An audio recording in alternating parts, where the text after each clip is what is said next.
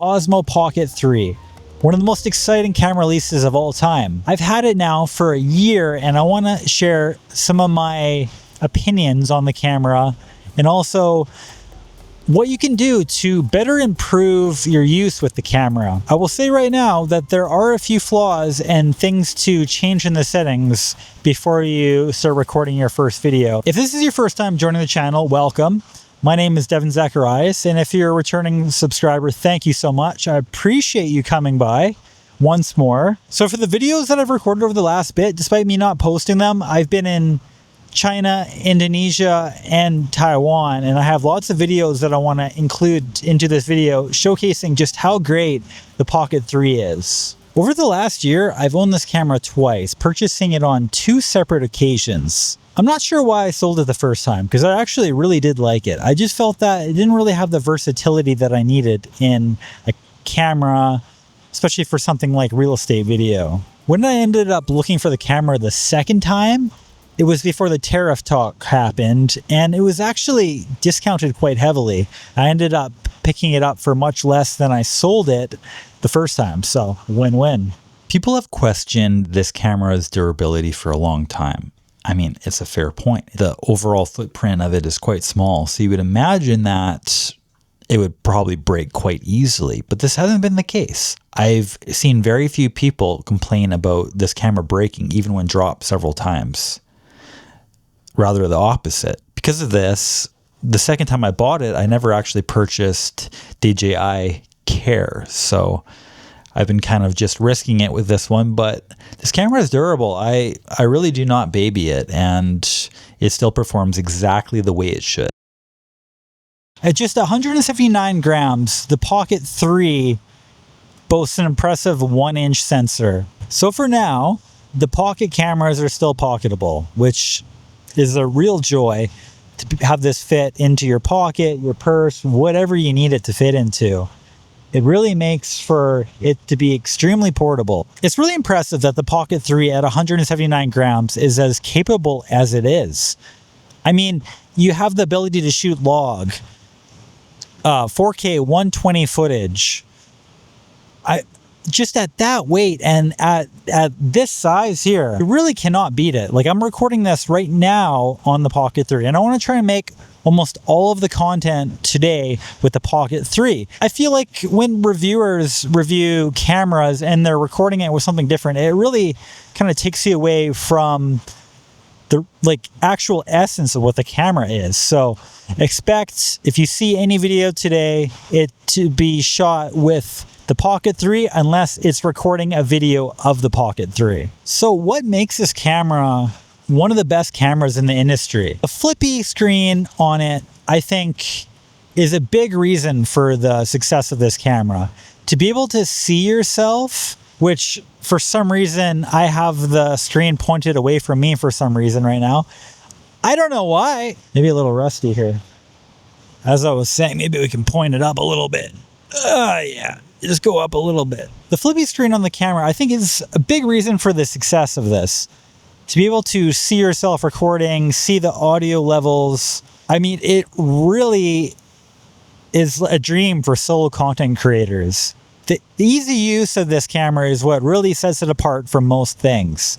Say, for example, the iPhone, not being able to see yourself record, or the audio levels unless you're recording in the lesser selfie mode on the phone, which is not entirely the best quality camera. And when paired with the DJI Mic 2, it really provides a really easy to use system that connects instantly when you turn on either of the devices. And there is one thing that I will say, one of the most important things you should turn off on the DJI Mic 2 that's within the settings is the low cut filter.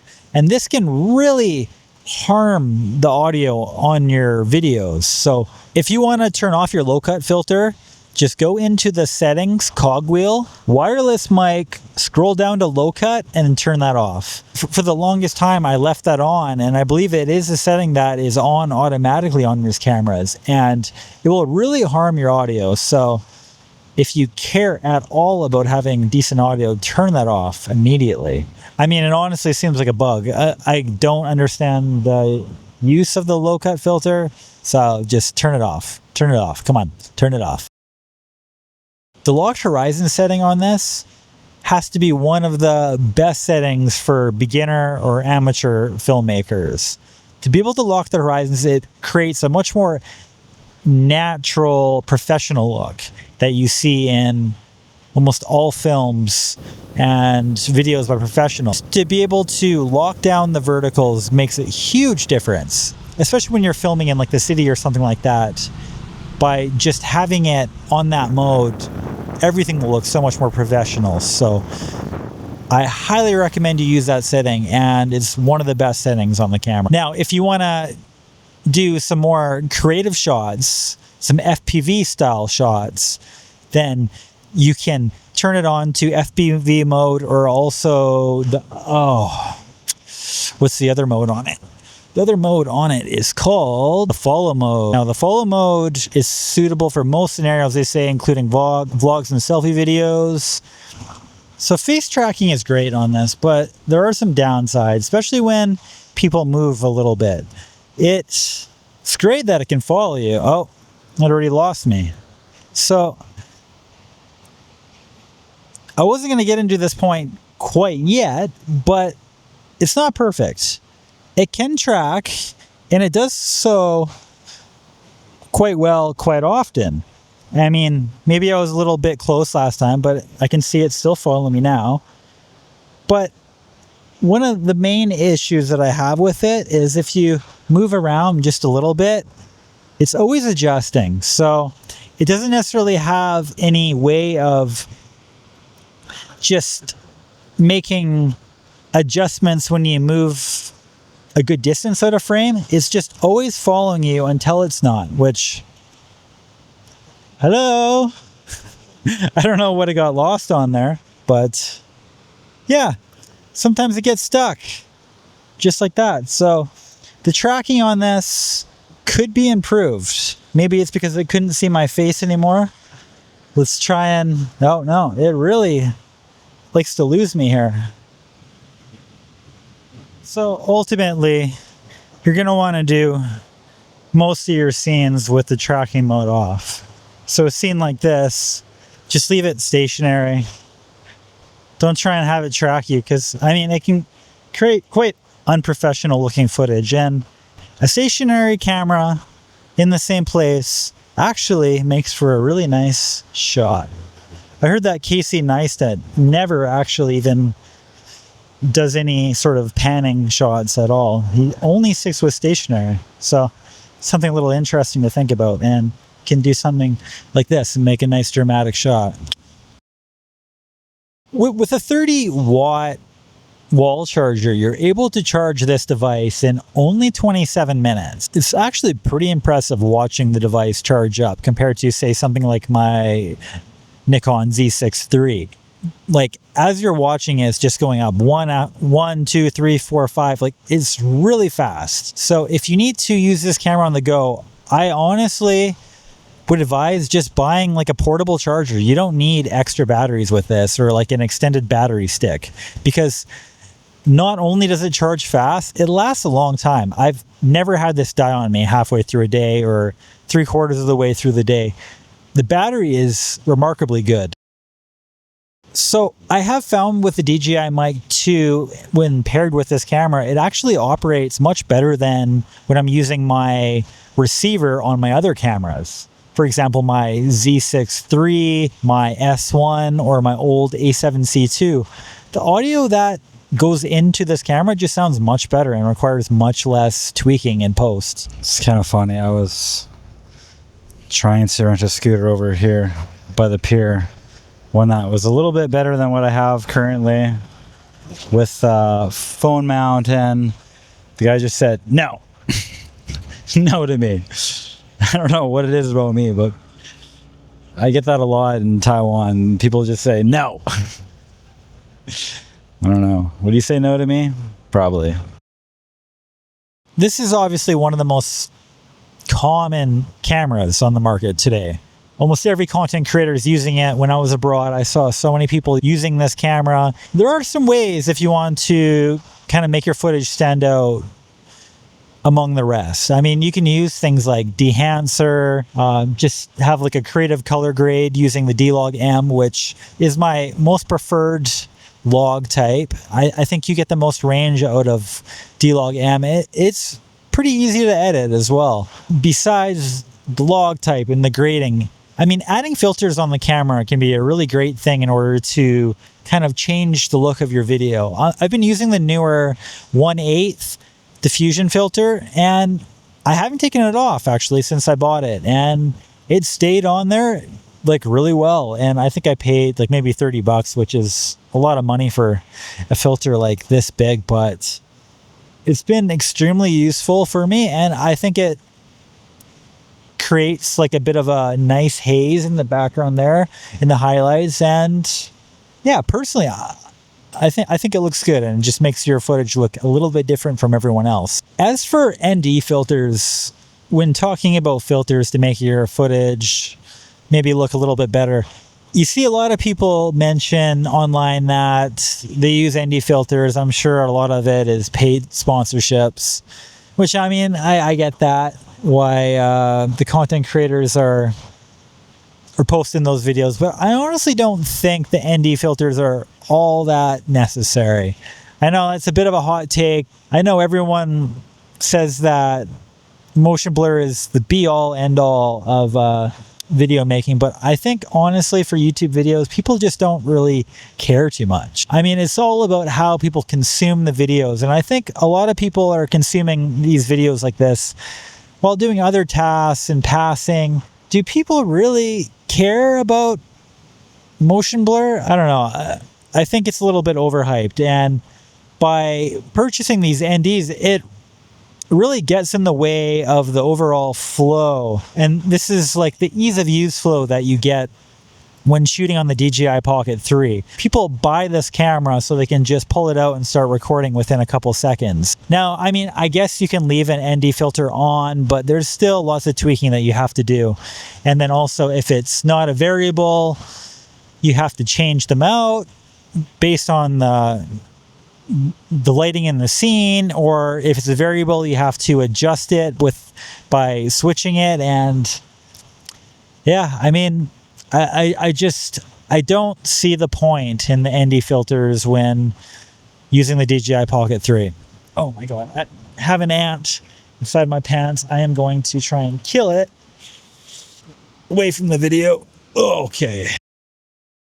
The Mimo app, I think, is actually a pretty good app. It connects quite easily, unlike a lot of other apps for cameras. This is one of the reasons why I'm excited for DJI to actually start making like mirrorless cameras. I know they have some professional level SIGs, or SIGs. Yes, they're in the cigarette industry now. No, professional cinema rigs. I mean, the ease of use pairing to their app is just like no other. Connects every time right away. I just don't understand why brands like Sony, Nikon haven't figured these things out yet. So yeah, the Mimo app's good. It really can make your editing quite efficient if you want to do like a mobile only sort of edit, because you have the ability with it to use templates and stuff and just kind of throw in videos that you trim up a little bit. You can convert the log inside there, which is pretty cool. There's different presets, so you can do some minor tweaking. I mean, it's a lot better than nothing, and yeah, it's a pretty good app. When they updated it somewhat recently, that brought a few new things, and you can update the camera within the Mimo app. That's actually where they added their most recent firmware update, and I believe it came out around 3 months ago, and that is update 1.06.08.04. And it brought in a few new things, a lossless 2x mode when shooting in normal mode, which I wish it was in log. That would have been really cool. I've worked on some of the focus shifting to try and improve it, and I still think there's some issues there.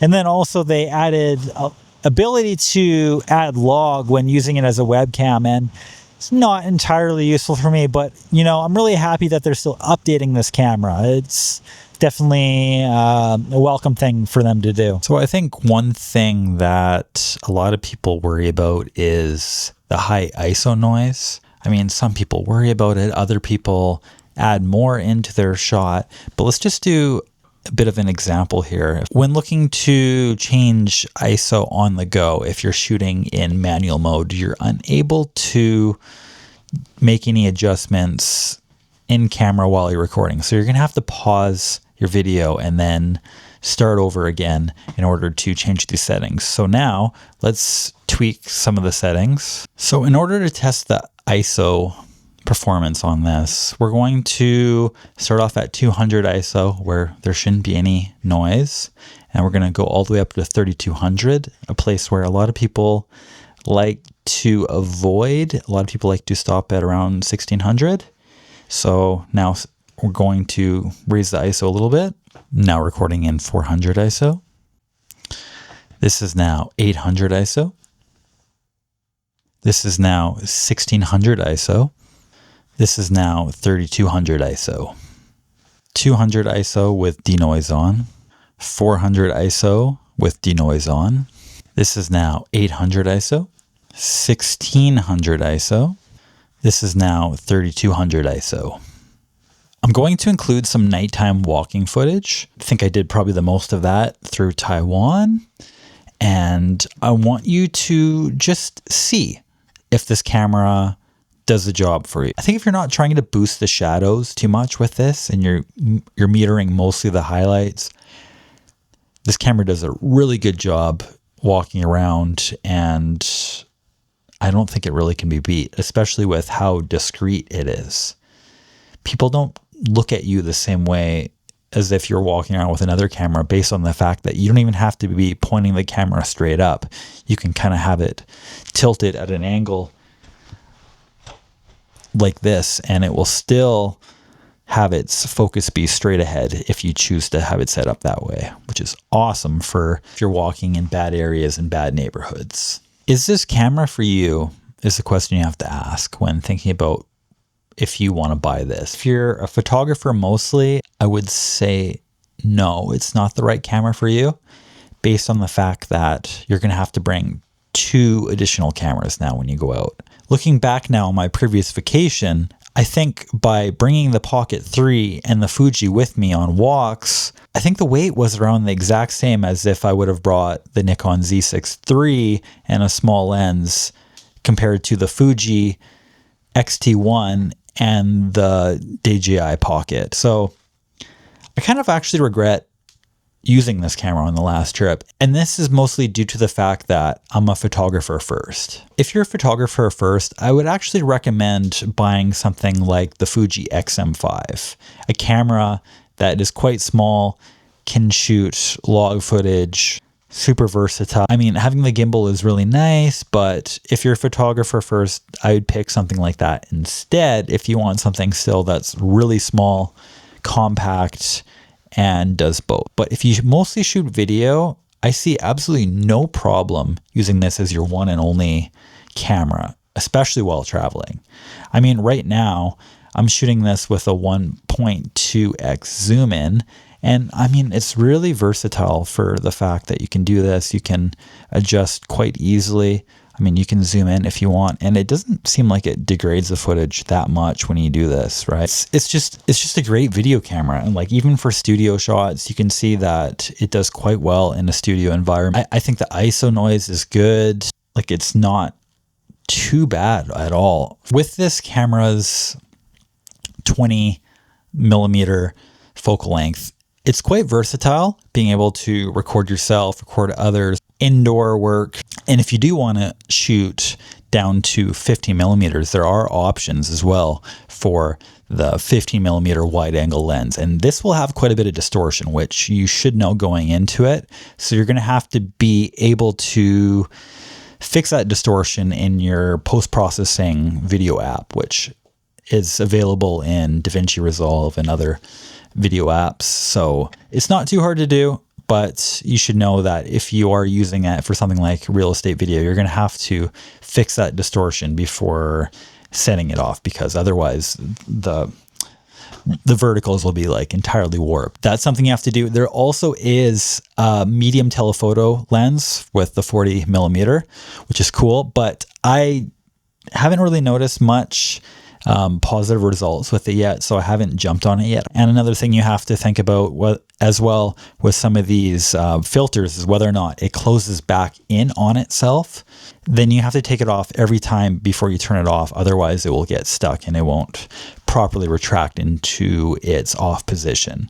I would really look through reviews and whatnot to find out whether or not your filter does that or not. And this newer diffusion filter 1/8 actually retracts perfectly, and it's like really small. So this is why I recommend this newer filter if you're wanting a diffusion. So now let's just talk about normal mode and how viable it is of an option. I think clicking normal automatic mode on it will work well for most people, especially people that are inexperienced. It's not exactly the look that I like though. As I've mentioned before, the D-Log-M is my favorite mode to shoot in, but this is an option if you're not wanting to color grade. And then, as I mentioned before, you do also get this 2x crop mode, which, be prepared, you're going to look at a very close-up shot of my face in a few seconds. Like I said, I'm sorry about this. This is the 2x lossless crop mode.